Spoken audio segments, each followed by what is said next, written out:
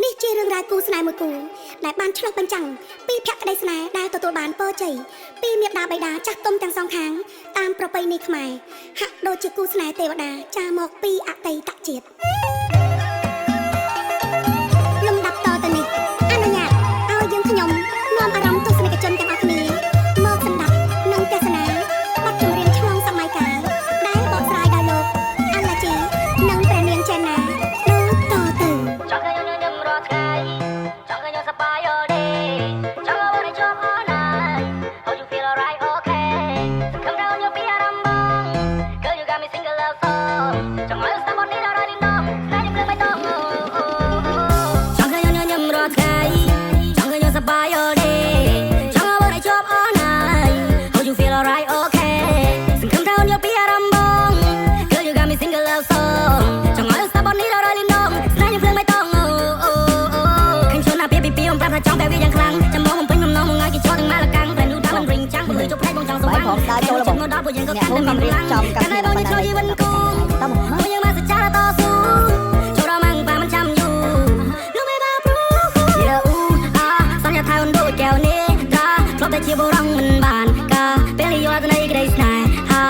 ហាយេអូអាយនេះគឺជានិស័យជាក្តីសុបិនថ្ងៃនេះលៀបត្រដាងពិធីមង្គលយើងស្លៀកក្បិនចាស់ទុំសងខាងតែជាគូពេង 100% អូ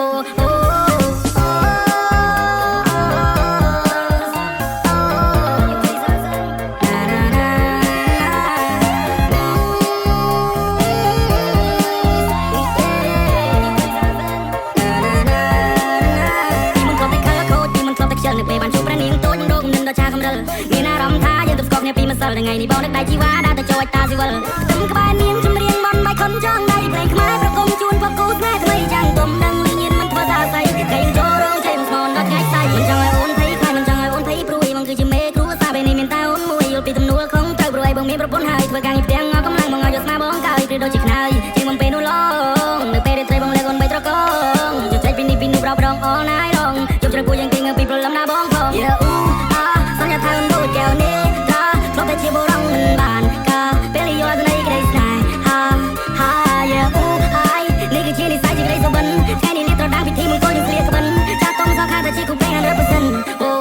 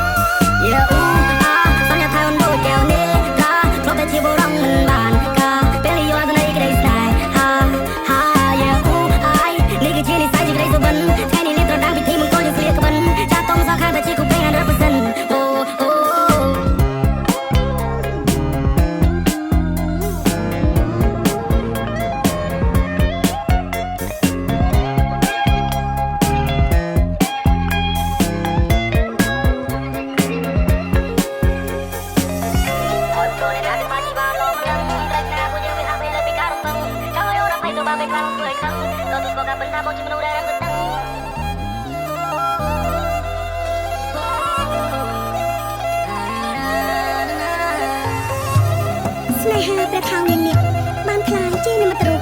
ភក្តីភាពស្នេហ៍នៃការបង្កើតក្រុមគ្រួសារកូនចៅបន្តវងត្រកូលតមកតាំងពីបុរាណដែលសបញ្ជាក់ពីអត្តសញ្ញាណវប្បធម៌ប្រពៃណីទំនៀមទម្លាប់របស់ជនជាតិខ្មែរ